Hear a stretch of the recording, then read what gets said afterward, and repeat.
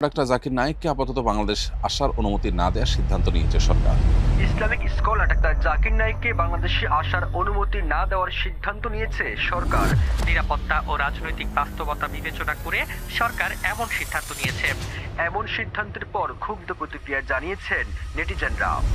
নিরাপত্তার দোহাই দিয়ে একজন দায়ীর আগমনের অনুমতি না দেওয়াটা কতটা যুক্তিযুক্ত?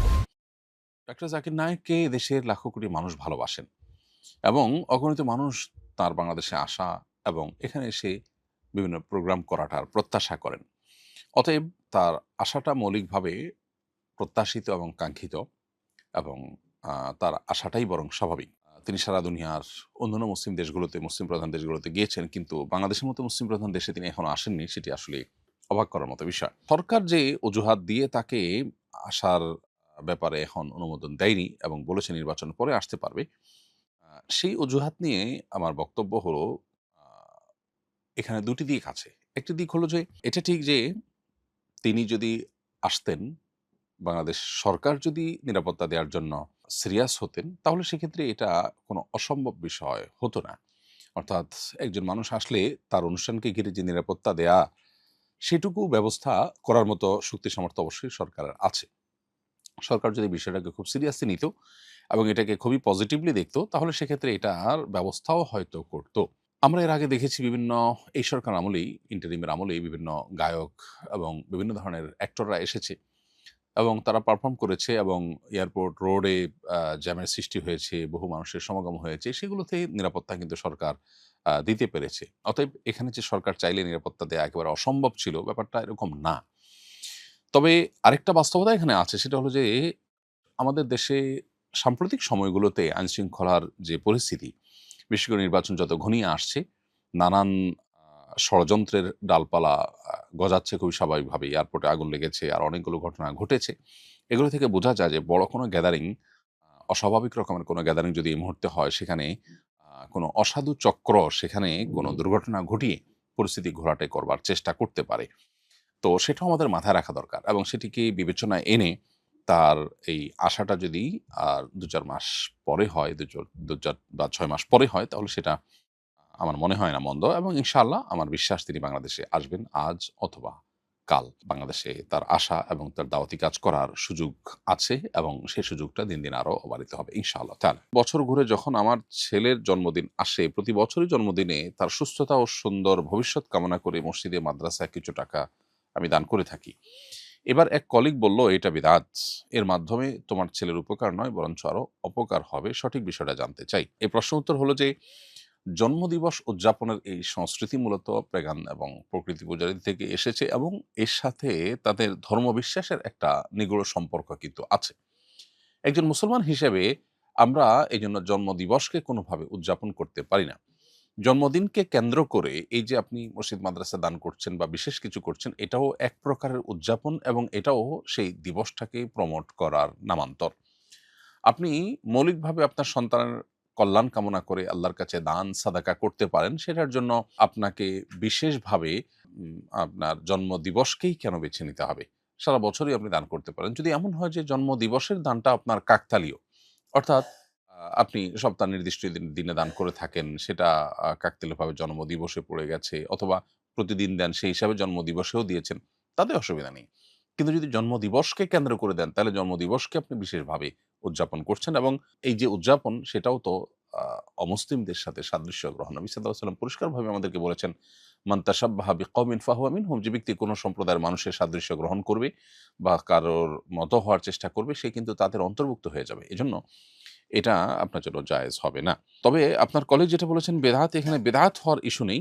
কারণ বেদাত আসলে কোনো ভালো কাজ কেউ যখন করে, কোরআন হাদিসে যেটা নেই সেটাকে সওয়াবের আশা যদি করে, আপনি নিশ্চয়ই জন্মদিবসে দান করলে সওয়াব হয় আলাদা, এরকম কোনো বিশ্বাস থেকে করেন না। যার কারণে বিদআতের সংজ্ঞাটা এখানে ফিট হবে না, বরং এটি নাজায়েজ এবং গুনাহের কাজ, যেটা আমাদের পরিহার করা উচিত। আমাদের বাসা ৬ তলা বিল্ডিং, নিচতলা মসজিদ, ২য় তলায় আমরা থাকি। চাইলে কি আমরা বাসা থেকে জামাতে শরিক হতে পারবো? উত্তর হলো যে, একটা ভবনের যদি বেশ কয়েকটা ফ্লোর মসজিদ হয়, তাহলে সবগুলো মিলে একটা জায়গা হিসাবে ধর্তব্য হয়।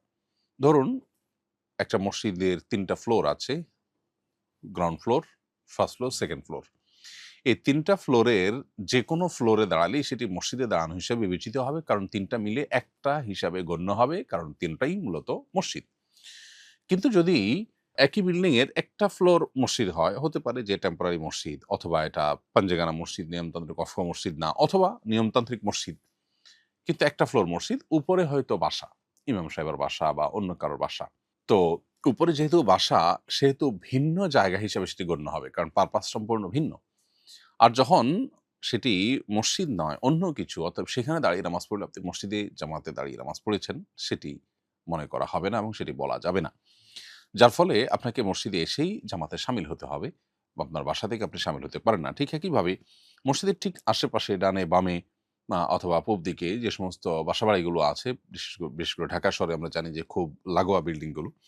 তো এই ভবনগুলোতে, এইসব বাসাবাড়িতে যদি আপনি বসবাস করেন, আপাতদৃষ্টিতে আপনার বাসা থেকে মসজিদ হয়তো মাত্র ২০ ফিটের দূরত্ব, ৩০ ফিটের দূরত্ব কিংবা আরো কম দূরত্ব আছে। তো আপনি এখানে কাতার বরাবর দাঁড়িয়ে আপনার বাসা থেকে যদি নামাজে শামিল হন, আপনার নামাজ হবে না। কারণ আপনি ভিন্ন একটি ভবনে আছেন, ভিন্ন একটি জায়গায় আছেন যেটি মসজিদ নয়। একই জায়গায় দাঁড়িয়ে যদি আপনি জামাতে শামিল হন, সেটি বিশুদ্ধ হবে ইক্তেদা। আর যদি জায়গা ভিন্ন হয়ে যায়, ইমাম সাহেব এক জায়গায়, আপনি আরেক জায়গায়, ইমাম সাহেব মসজিদে আছেন, আপনি আরেকটা ভবনে আছেন, তাহলে সেক্ষেত্রে সেটা কিন্তু ইক্তেদা বিশুদ্ধ হওয়ার জন্য যথেষ্ট নয়। এখানে যে ইত্তেসাল বা কাতারের যে সম্মিলন থাকা দরকার, এটি সেখানে থাকছে না, বরং গ্যাপ হয়ে যাচ্ছে। বিধায় এরকম করা আপনার জায়েজ হবে না। হ্যাঁ, মসজিদের পূব পাশে রাস্তা অংশে মানুষ দাঁড়ায়। এটা হলো মসজিদ থেকে বের হয়েও মানুষ বাহির পর্যন্ত চলে আসে যখন, এটা ওভারফ্লো হয়ে যায়। ওভারফ্লোর ফলে যেটা হয়ে যায় সেটা কিন্তু মসজিদের মধ্যেই গণ্য হবে, ওই জামাতের মধ্যে গণ্য হবে। কিন্তু যখন ভিন্ন ভবন থাকে তখন সেটা কোনোভাবে ওভারফ্লো হয়ে ওখানে গেছে এবং ওইটা কানেকশন আছে সেরকমটি বলা যাচ্ছে না। কিন্তু রাস্তা যারা দাঁড়ায় তাদের সাথে মসজিদের সাথে কানেকশন থাকে প্রত্যক্ষভাবেই। অতএব আপনি মসজিদে এসেই জামাতে শামিল হতে হবে। এরপরে প্রশ্ন হলো, আমার সিজারের সময় রক্ত স্বল্পতা দেখা দিয়েছিল। তখন একজন হিন্দু মেয়ে আমাকে রক্ত দিয়েছেন। একজন অমুসলিমের রক্ত আমার শরীরে প্রবাহিত হয়েছে, এতে কি কোনো সমস্যা হবে? উত্তর হলো না, এতে কোনো অসুবিধার কিছু নেই। রক্ত মুসলিম হোক কিংবা অমুসলিম, তাতে কোনো বিশেষ পার্থক্য নেই। মুসলমানের রক্ত যেরকম মুসলমানের শরীরে থাকতে পারে, ঠিক একইভাবে হিন্দুর রক্ত কোনো মুসলমানের শরীরে থাকতে পারে। এটাতে শরিয়ার কোনো বিধান লঙ্ঘন হচ্ছে না, বিধায় এটা নিয়ে আপনার কোনো হেজিটেশন থাকার কোনো কারণ নেই। এরপরে প্রশ্ন হলো, আমার স্বামী গরুর ব্যবসা করেন। তিনি মালিকের কাছ থেকে চুক্তিভিত্তিক গরু নিয়ে আসেন, পরে বিক্রি করে মালিকের টাকা পরিশোধ করে দেন। এই সময়ের মধ্যে যদি গরুটি গাভী হয়, তাহলে আমরা দুধ দহন করে তা বিক্রি করি, নিজেরাও খাই। আর যদি ষাঁড় হয়, তাহলে অন্যান্য সুবিধাগুলো ভোগ করে থাকি। বিক্রি করার এই সময়ের মধ্যে কি এ ধরনের ফায়দা ভোগ করা আমাদের জন্য জায়েজ হচ্ছে? উত্তর হলো যে, আপনার স্বামী মূল মালিক থেকে ক্রয় করে আনেন। এরকম যদি হয়, তাহলে সেক্ষেত্রে আপনার স্বামী গরুর মালিক হয়ে যাবেন এবং সেক্ষেত্রে তার জন্য এগুলো জায়েজ আছে। অর্থাৎ গরু থেকে গরুর দুধ দোয়া বা এ টাইপের যত সুবিধা আছে সেটা ভোগ করা আপনার জন্য জায়েজ আছে। আর যদি সম্পূর্ণ ক্রয় বিক্রয় সম্পন্ন না হয়, এমন হতে পারে যে ক্রয় বিক্রয় সম্পন্ন হয়েছে, মূল্য তিনি পরে পরিশোধ করবেন, বাকিতে কিনেছেন। এরকম যদি হয়, তাহলে তার জন্য তো এই গরুর দুধ দহন করা এবং গরু দ্বারা অন্যান্য বেনিফিট নেওয়া জায়েজ আছে। ব্যাপারটা যদি সেরকম না হয়, বরং বিক্রিটাই পূর্ণাঙ্গ না হয়, ঝুলন্ত থাকে, তাহলে সেক্ষেত্রে আপনার স্বামীর জন্য এটা ভোগ করা জায়েজ হবে না।